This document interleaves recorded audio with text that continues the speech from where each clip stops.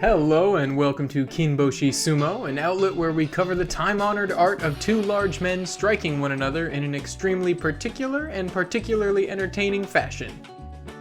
The 2022 Hatsu Basho is sadly a distant, fleeting memory at this point, but that doesn't mean we can't still look back fondly and obsess over the stellar Basho that was. That's right, it's time for a 2022 Hatsu Basho review show. The runaway story of the tournament was undoubtedly Mitakeumi racking up 13 wins, a victory over the unanimous Yusho favorite going into the Basho, Yokozuna Terunofuji, and a Ginosho technique prize just for good measure. 13 wins was exactly enough to push Mitakeumi to 33 over his last 3 Basho, which is generally considered a lock for promotion to Ozeki, the second highest rank in sumo.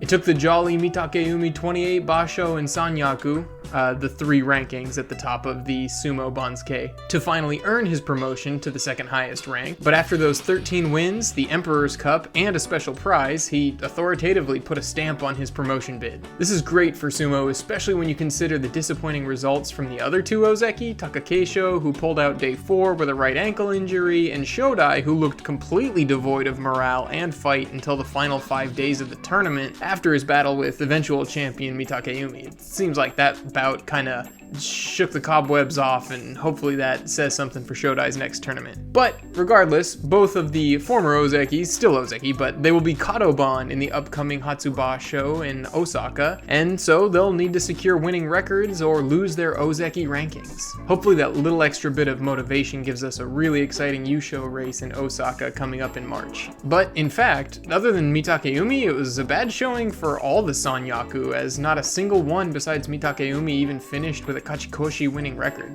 Meisei and Daisho will likely both fall out of Sanyaku now, and Takanosho sadly squanders the stellar momentum he built after last year's Kyushu Basho to fall to Komusubi rather than continuing his push to Ozeki like his fellow Sekiwake Mitakeumi.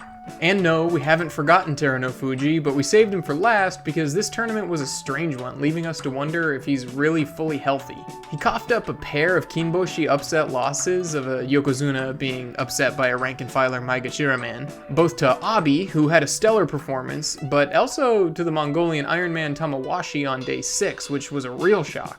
Terunofuji appeared to twist his knee late in the Basho, and one has to wonder if that had anything to do with his disappointing 3 losses out of the final 4 days. Hopefully he's healthy and remotivated to recapture his otherworldly 2021 form in March. After all, his Hatsu Basho back in January of 2021 wasn't too great either, and after that tournament, he responded by securing both a promotion to Ozeki and later that year, a promotion to Yokozuna, which completed his fairy tale comeback story with the utmost aplomb. But if the Yokozuna and the Sanyaku weren't getting it done, it must have been a Basho for the rank and filers.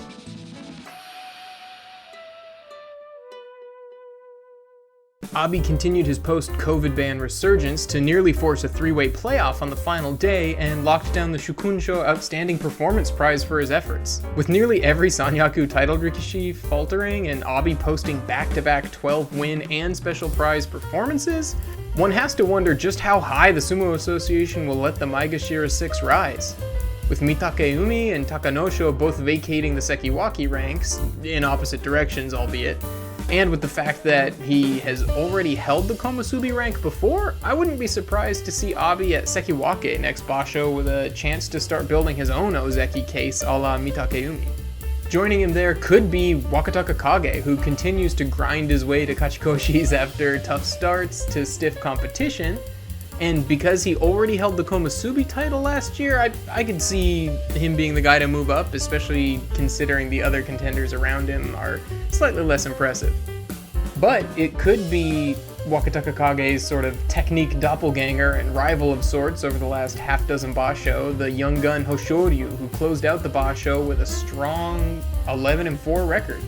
Hoshoryu has never held Sanyaku before though, unlike Wakataka Kage, so it might be more likely we see him break into the titled rankings at Komusubi along with another fan favorite and heartwarming comeback story Uda. Uda suffered what was surely a concussion on day 2 and was somehow still allowed to compete, which made me personally squeamish and a little disappointed, but for good or for ill, he rebounded splendidly to clinch a Kachikoshi and perhaps the first Sanyaku of his career next Basho.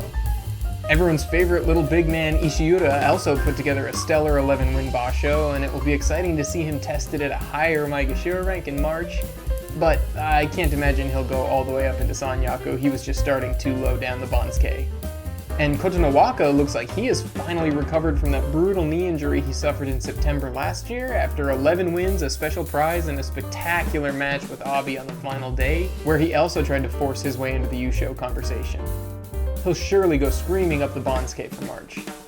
Hokutofuji had a surprisingly disappointing Basho after his effort in November was so impressive, so we'll look for him to bounce back at a lower ranking in March, but sadly, some Rikishi might not be as lucky, as Kaisei, the big Brazilian, was forced to withdraw for the final 4 days of the Basho after a really impressive start. The big guy turned his ankle, which might be enough to send him down to Juryo, or hopefully not the case, but perhaps even into retirement. If this was the end, I for one will be disappointed to see the big Brazilian go, but that decision is for Kaisei to make. Tochinoshin, on the other hand, seems to have staved off that fate once again with a 7-8 record, but I'm still pulling for him to have his own Uda or Terunofuji-like comeback run before he ends his illustrious career.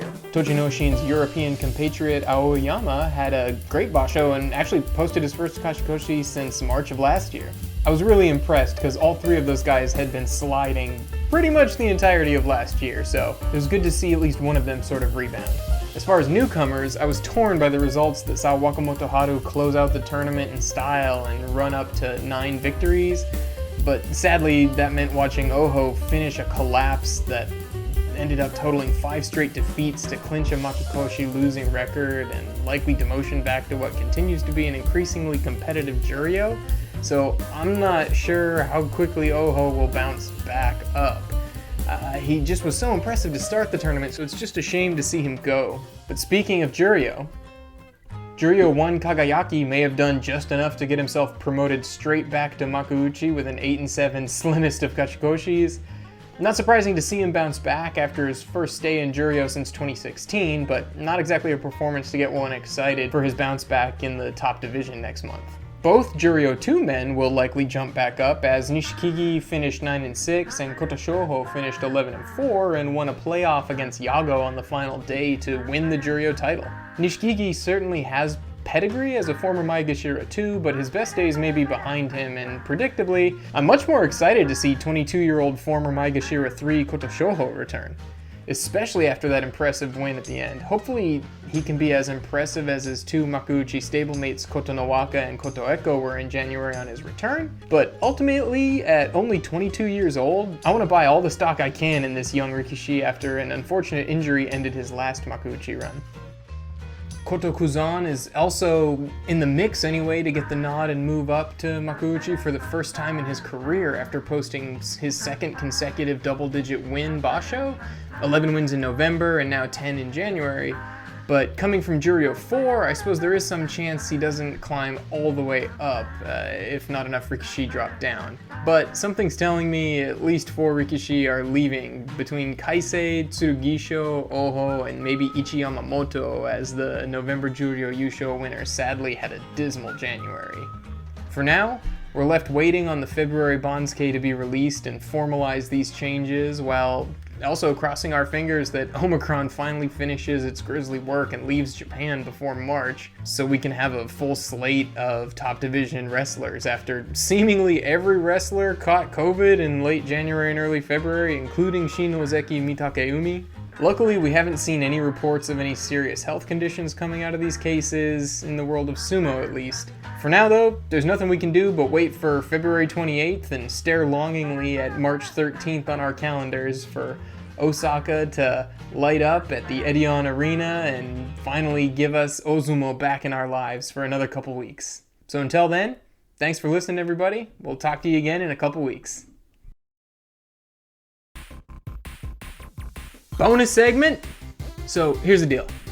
We're starting this podcast because sumo is a fantastic sport and not enough people watch it, and while there are sumo podcasts out there, whatever, there needs to be more English language, video, and audio, all sorts of coverage of this sport.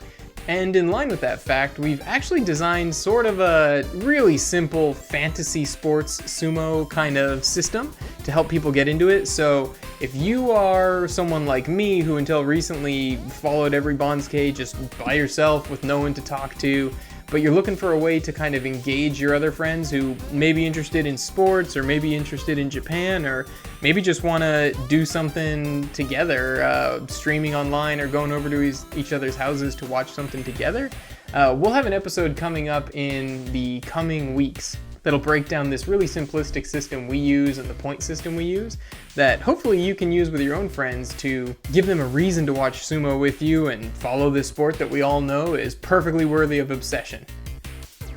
Alright, but again, until then, thanks for listening everybody, we'll talk to you again soon.